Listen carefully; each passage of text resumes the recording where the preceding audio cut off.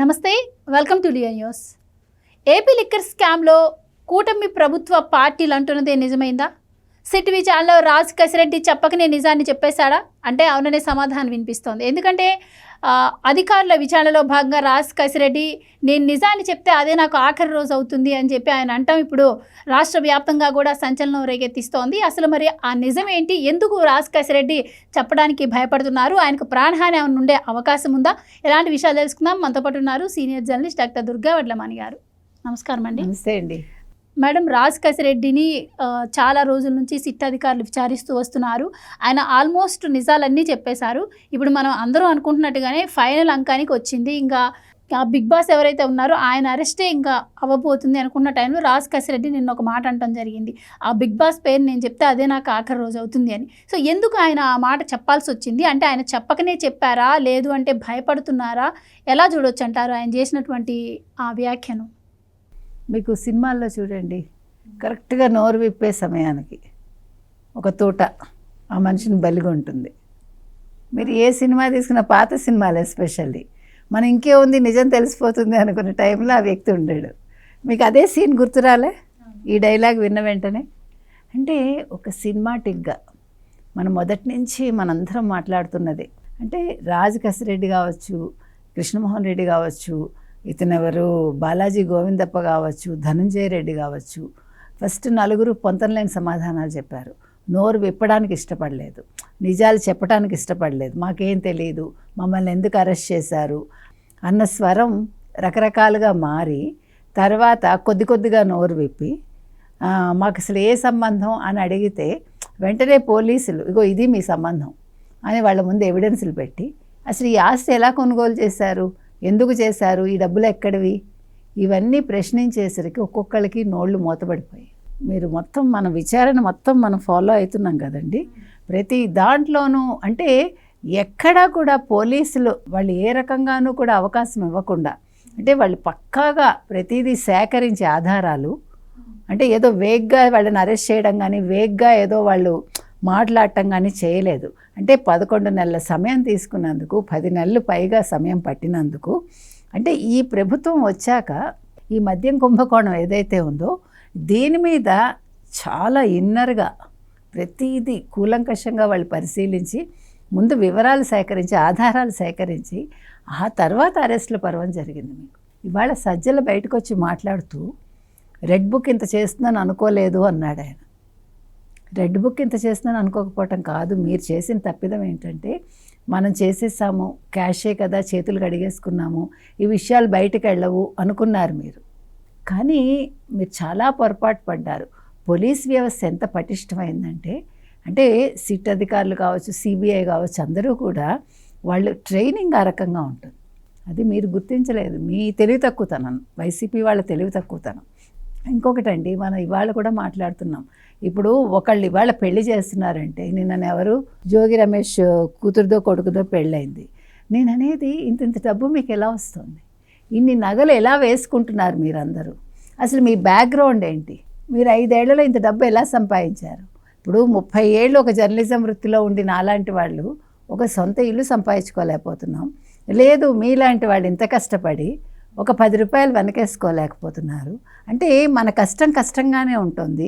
మనం ఏదో పిట్టను కొట్టా పొయ్యిలో పెట్టా అన్నట్టుగా మనందరం కూడా కష్టపడి ఈ పూట భోజనం వెళ్తే చాలు, లేదా మినిమం కంఫర్ట్స్ వెళ్తే చాలు, మన ఆరోగ్యంగా ఉంటే చాలు, మనకి రోగాలు రాకుండా ఉంటే చాలు, హాస్పిటల్ డబ్బులు కట్టలేం. అంటే మన ఆలోచన ధోరణి ఇలా ఉంటుంది. అంటే మన మనస్సాక్షిని చంపుకోకుండా పని చేస్తే మనం ఈ రకంగా ఉంటాం. మీరు మనస్సాక్షి అనేదే మర్చిపోతే ఇప్పుడు జోగి రమేష్ లాగానో, జోగి రమేష్ భార్యలాగా నగలేసుకునో, లేకపోతే ఇంకొకళ్ళ ఇప్పుడు జగన్మోహన్ రెడ్డి లాగా ప్యాలెస్ల్లో ఉంటూనో, లేదు సజ్జల రామకృష్ణారెడ్డి లాగా సలహాదారుగా ఉంటూ సకల శాఖ మార్చులయ్యి ఒక షాడో ముఖ్యమంత్రిగా ఉండి 175 ఎకరాలు ఎన్ని ఎకరాలు కబ్జా చేశాడు కదా, అంటే ఒక పెద్దిరెడ్డి కబ్జా చేశాడు కదా. అంటే మీరు ఒళ్ళుపై మర్చిపోయి మొత్తం అంతా ఆక్రమించేసుకుని ఆ దాహం, అది భూదాహం కావచ్చు, ఏ దాహమైనా కూడా దాహం అనేది ఈరోజు ఎక్కడే తీసుకెళ్తుంది వీళ్ళందరినీ? ఒక పోలీస్ శాఖలో ఒక సిట్ ముందో లేదా ఒక సిబిఐ ముందో కూర్చోపెట్టింది. అంటే ఈ కూర్చోపెట్టడంలో సరే మేము చాలా తెలివైన వాళ్ళం, మేము నోరు విప్పకపోతే పనులు అయిపోతాయని మీరు అనుకుంటే, ఈ నలుగురు ఏం జరిగిందండి? మొత్తం అంతా కూడా వాళ్ళు మీరు చెప్పినట్టుగా చెప్పాల్సి వచ్చింది ఆధారాలతో. ఎందుకంటే అన్నింటికీ సూత్రధారి రాజు కసిరెడ్డి అని ఎవరు విజయసాయిరెడ్డి చెప్పాక రాజు కసిరెడ్డే కాదు సుమా, ఇందులో మన బాలాజీ గోవిందప్ప గారు ఉన్నారు, ఆయన శాశ్వత డైరెక్టర్ భారతీరెడ్డి గారి కంపెనీస్ కానీ మొత్తం ఆర్థిక లావాదేవీలు ఆయనే చూస్తారని Dhananjaya Reddy in and out, ఆయన అసలు ఒక ఎమ్మెల్యే ఎంపీ కూడా ఆయన ముందు పడిగాపులు కాయాలి గంటలు తరబడని మనకు తెలిసింది. అదేవిధంగా కృష్ణమోహన్ రెడ్డి ఓఎస్డీ ఎవరైతే ఉన్నారో ఆయన ఏంటి, ఆయన పరిస్థితి ఏంటి, ఆయన అసలు ఓఎస్డీగా ఆయన ఏ రకంగా ఆయన అంటే 5 ఏళ్ళు పని చేశారు మనకు తెలిసింది. సో ఈయన ఏమన్నారంటే రాజు కసిరెడ్డి ఒక మాట అన్నాడు ఆఖరికి, నేను ఇవాళ ఆ బిగ్ బాస్ ఎవరో ఆయన పేరు నా నోట్లోంచి బయట పెడితే అదే నాకు చివరి రోజు. అంటే అంటే మీకు ఇప్పుడు అర్థమవుతుందా, ఎవరెవరిని జగన్మోహన్ రెడ్డి పరామర్శించాడు? ఒక పిన్నెల్లి అరెస్ట్ అవగానే వెళ్ళి పరామర్శించాడా? 40 లక్షలు ఖర్చు పెట్టి మామూలు వాళ్ళని ఎవరైనా పరామర్శించాడా? ఒక వంశీని పరామర్శించాడు కదా. అంటే ఎవరెవరితో తనకు అవసరం ఉంటుంది, ఎవరెవరు తన పేరు చెప్తే తనకు నష్టం అవుతుందో వాళ్ళని పరామర్శిస్తాడు. తర్వాత ఈ గంజాయి బ్యాచ్లందరినీ పరామర్శిస్తాడు, కానీ నిజంగా అవసరమైన వాళ్ళని వెళ్ళి పరామర్శించడు. ఒక తల్లి చెల్లి అసలు లెక్కలేదు, తల్లి కూడా మొన్న ఈ ఆస్తి నీది కాదు నాది అని కొండ బదులు కొట్టింది ఆవిడ కోర్టులో. అంటే ఎందుకు చెప్తున్నామంటేనండి, ఇవాళ రాజు కసిరెడ్డి అనేవాడు ఒకవేళ జగన్మోహన్ రెడ్డి పేరు చెప్తే జైల్లోనే చచ్చిపోతాడా? అంటే రాజ్ కసిరెడ్డిని ఆయన ఎలా పరామర్శిస్తారు? ఎందుకంటే డైరెక్ట్గా ఆ కేసులో జగన్మోహన్ రెడ్డి గారు ఆరోపణలు ఎదుర్కొంటున్నారు. ఇప్పుడు జగన్మోహన్ రెడ్డి గారు వెళ్ళి రాజ్ కసిరెడ్డిని వాళ్ళకరిస్తే ఆయన తప్పును ఒప్పుకున్నట్టే. ముఖ్యంగా మీరు ఇంకొక మాట అన్నారు, రాజ్ కసిరెడ్డి నేను పేరు చెప్తే ఇదే నాకు ఆఖరి రోజు అవుతుంది అని చెప్పి మొదటి నుంచి మనం చూస్తూనే ఉన్నాం. అరెస్ట్ అయిన తర్వాత కొన్నాళ్ళు సైలెంట్గా ఉన్నటువంటి వైసీపీ ఆ తర్వాత నుంచి రాజ్ కసిరెడ్డిని టీడీపీ పార్టీకి సంబంధించినటువంటి వ్యక్తి అని చెప్పి ఆయన్ని ఆపాదించే ప్రయత్నం చేసింది.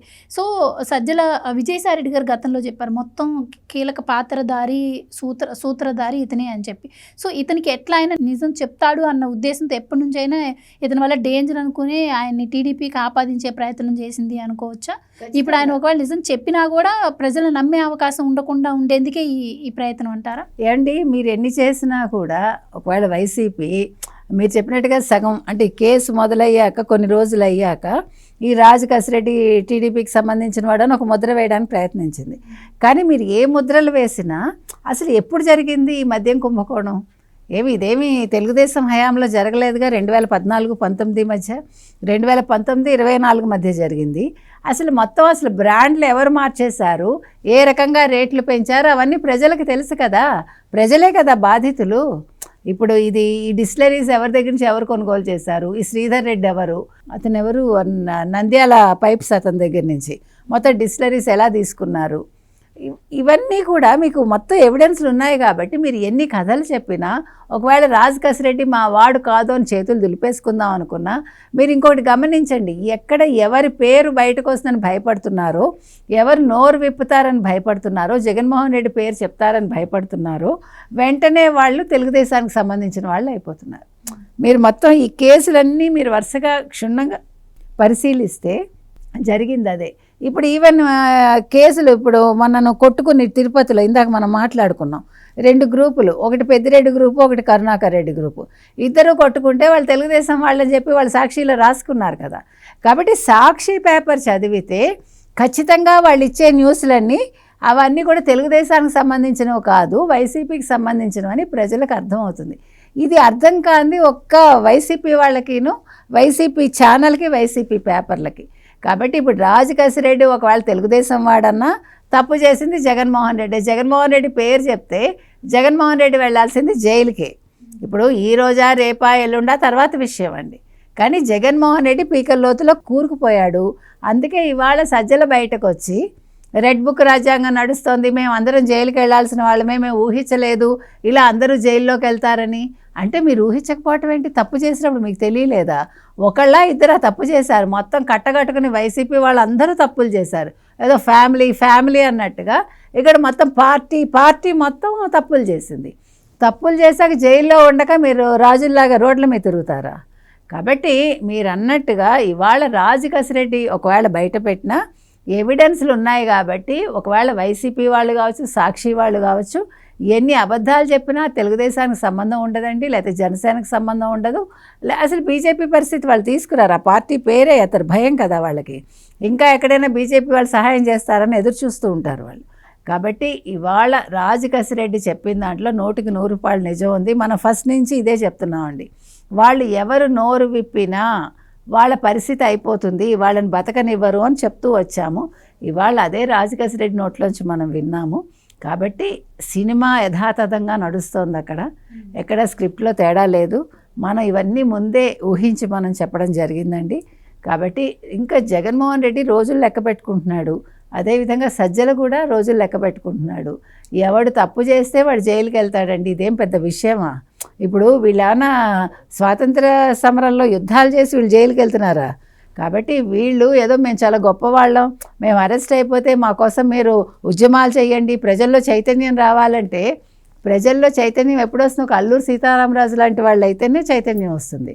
ఇక్కడ మీరందరూ కూడా అలాంటి వాళ్ళు కాదు. కాబట్టి మీరు జైలుకి వెళ్తే మీ వైసీపీ వాళ్ళే సంబరాలు చేసుకుంటారు. కావాలి నేను రాసిస్తా ఇవాళ మీకు చూసుకోండి. మీరు ఇవాళ జగన్మోహన్ రెడ్డి జైలుకి వెళ్ళినా, ఒక సజ్జల జైలుకి వెళ్ళినా వైసీపీ వాళ్ళే సంబరాలు చేసుకుంటారు.